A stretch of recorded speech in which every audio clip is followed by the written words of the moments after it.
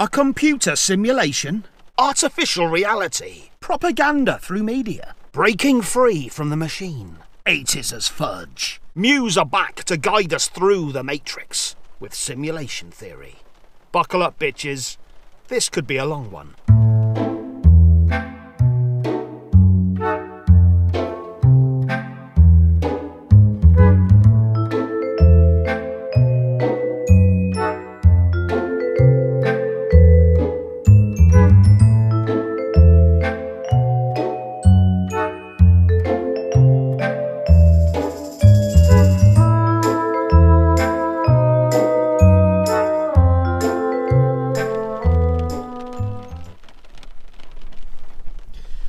Yep, it's another car edition. Right, this is the band's 8th studio album and it's their follow-up to 2015's Drones. Now, it's fair to say that album painted a very bleak and dark picture of a dystopian future.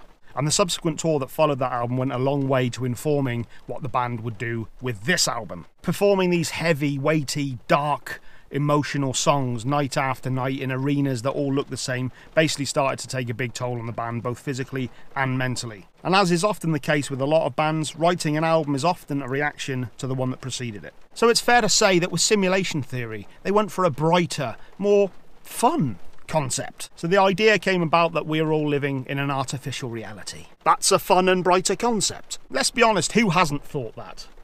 That this is some construct. Honestly, there was probably a good 2 years of my life where I was absolutely convinced that this was limbo, that we were living in limbo. It's all right now though, isn't it? Apparently frontman Matt Bellamy was playing a lot of VR games around this sort of time. I think he wanted the immersion of them to just escape from reality for a little bit, but it also started making him think of the old retro stuff, like the ZX Spectrum. I had one of those, fucking old. From this we start getting the concept of what is to come, but also having that 80s nostalgic feeling. This album is a very, very 80s influenced album. He also came to the conclusion that AI and the advancement of technology is inevitable, and ultimately humans will one day be rendered obsolete. It's the next stage in evolution, and fearing it is pointless. Resistance is futile. Another thing that plays a huge part in this album is the band reflecting on their friendship. They all grew up together, so they all gravitated to each other over the years, and they obviously share a huge amount of the same influences. Gaming being one of them, music obviously, but also films. And it's fair to say that 80s soundtracks and movies play a huge part in the evolution of this album also.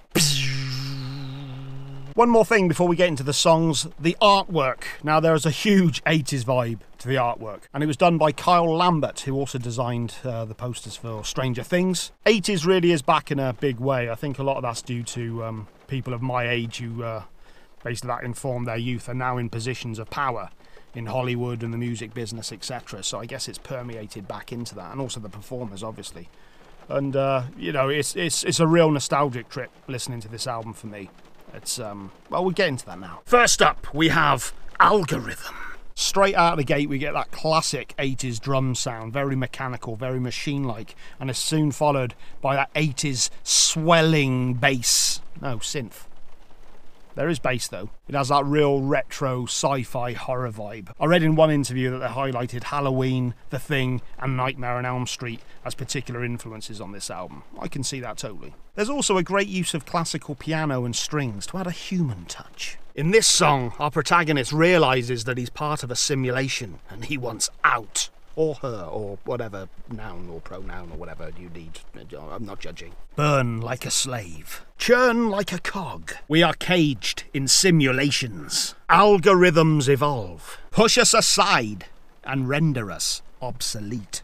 Wonderful start to an album. I'm really loving the vibe. I'm loving the story. And as a child of the 80s, I am fully on board. It's also worth pointing out at this stage as well that there's a video for each of the songs for this album. A lot of them are really, really solid as well. Full of 80s nostalgia and references to movies and TV shows and music and all the rest of it. And Terry Crews stars in a lot of them as well. And to be honest, he does a great job. There's some really solid videos and they add a lot to the story. We have a possible break in the weather.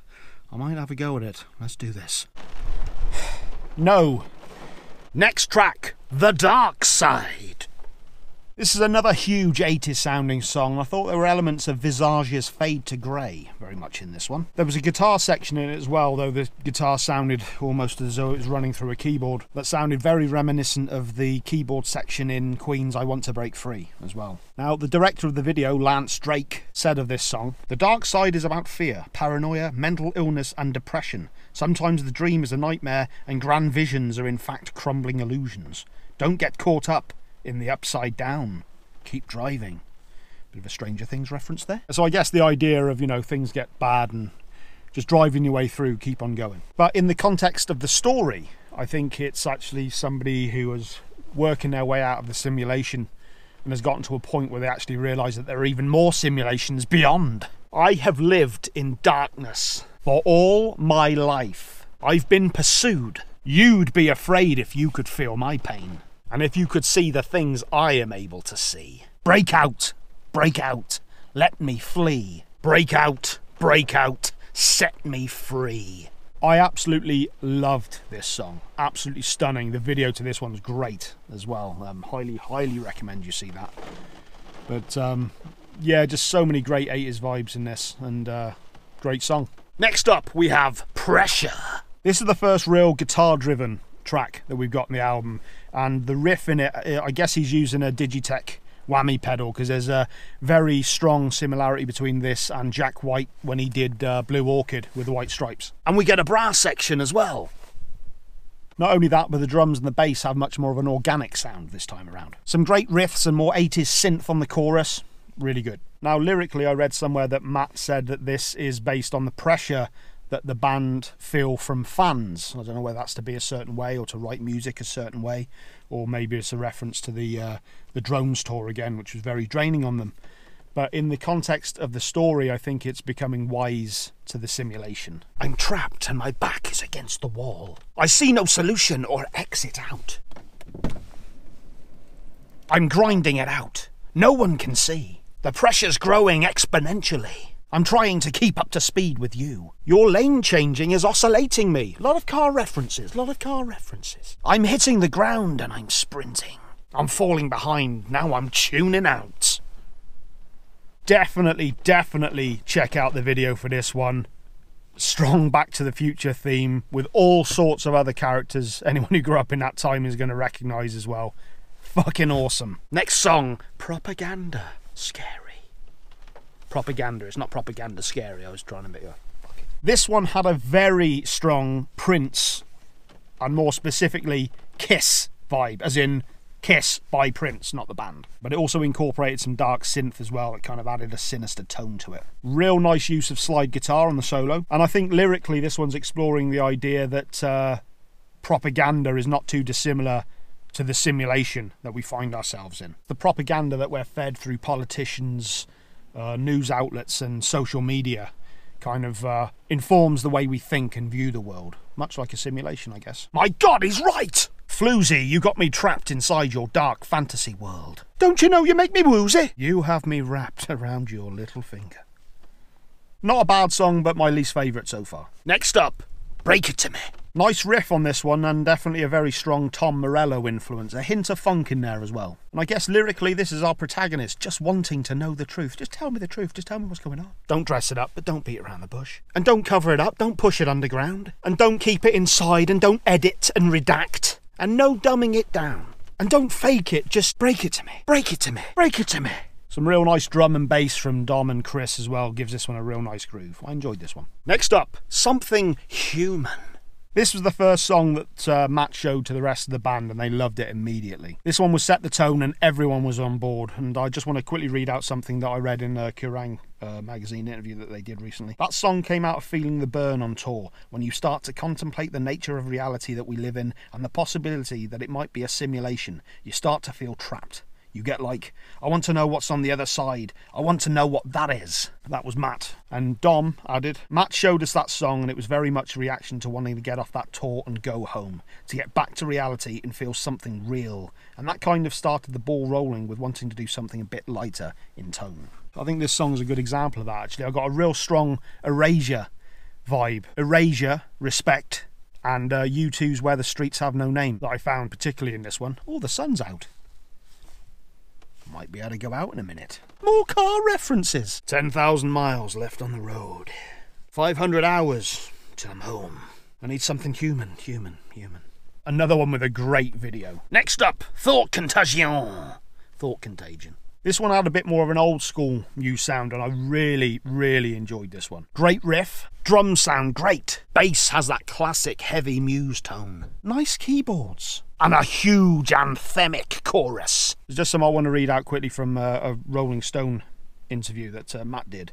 The key line in this song: "You've been bitten by a true believer. You've been bitten by someone who is hungrier than you. You've been bitten by someone's false beliefs." That summarises what I'm trying to get at here, which is sometimes in life you will come across situations where someone who is a bit ideological or believes things that are not true in any way will sometimes have more power than you, over you, or get more airtime. I think that's really what this song is about. It's about how other people's false belief systems can infect our own and sometimes even affect our feelings. Really enjoyed this song, and another fucking great video. Next up, Get Up and Fight.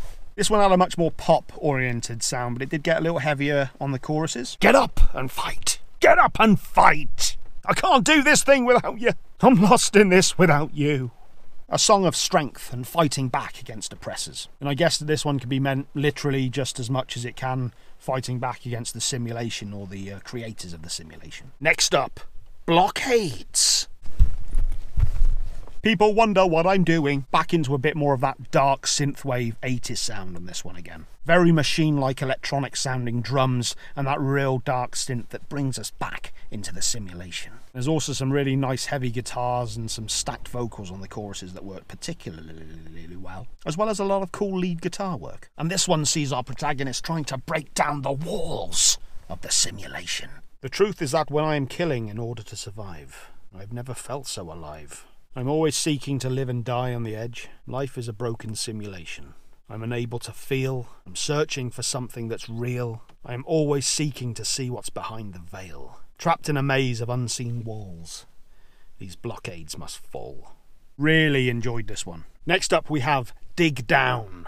More swelling synth and machine-like drumming, but with more than a hint of George Michael's Faith and Freedom as well. Kind of a mix of those two songs. And essentially this is a song of hope in the face of adversity. Dig down and find faith. When you're close to the edge, with a gun to your head, you must find a way.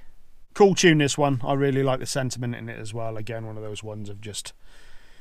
There's a lot of bad things that happen in life and can happen, and sometimes you just have to dig into your reserves and find a way out and find some sort of semblance of faith, of hope. And the final song on the album, The Void. Overly dramatic. The keyboard makes you feel like you're in the simulation. And I guess at the moment I've come to the conclusion that the simulation is a metaphor for the thought policing and the propaganda that we're exposed to just make us think certain ways. It makes us malleable. But this is another song that has hope, because ultimately we hold the key to change. Ourselves. They'll say the sun is dying, as the sun now comes out, and the fragile can't be saved, and the cold, it will devour us, and we won't rise up and slay giants? They're wrong. There's some really heavy synth parts, and there's almost got a Bond-like theme in parts of it as well. But the thing that really stood out to me this song is it has a very similar vibe to U2's Love Is Blindness. But I really enjoyed this track and thought it was a great close to the album. So, in terms of a score, I would actually give this a 9 out of 10. I really can't get over how much I enjoyed this album. I wasn't expecting it at all. I've never disliked Muse, but I've never been a huge fan either. Throughout this review, I've not stopped going on about the 80s, and there's no way you can't. It's just all over this album. You know, the band are all a similar age to what I am, and I guess that way it's all the influences that they grew up with were exactly the same ones that I had as well. So I just had such a nostalgic feeling listening to this album, and I enjoyed it. I just enjoyed the story, I enjoyed the musicianship, I enjoyed everything about it. I enjoyed the sound as well. It sounded great. It was really, really well produced. I really should start making a note of who the producers were. Right, well there you go. Apparently it was co-produced with the band themselves. Rich Costi, Mike Elizondo, Shellback and Timbaland. So quite a few of them involved in this. Jesus Christ, could you get any more help?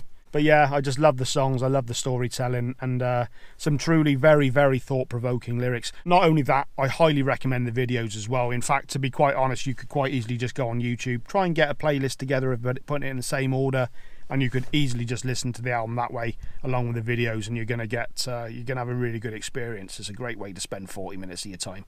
So, highly recommend this album. 9 out of 10. Absolutely love this one. All right. So what have I got coming up next? Well, the next one I'm going to do is Architects, Holy Hell, their new album, much anticipated new album following All Our Gods Have Abandoned Us. A few people have asked me now about what was happening with my Tosca and Tenacious D reviews. I just didn't get a chance to do them. Tosca I thought was fantastic. I might do a quick something about it maybe next week. I might try and do a catch-up one maybe, I don't know. But Tenacious D, I'll be honest, I wasn't actually really that taken with the album. I was a bit disappointed with it, and it's always kind of... these reviews take a lot of time, and putting in a huge amount of work for something that I wasn't actually that bothered about in the end. I was disappointed with the album, I won't lie. But next week I'm going to be taking a look at the new Smashing Pumpkins album, and I've got to put a dent as well into the unsigned band stuff as well. There's a band I've got in mind for the first one I think you guys are going to enjoy, so I'll be back with that soon. Fucking hell, I'm just going on and on and on. There'll be more videos at some point.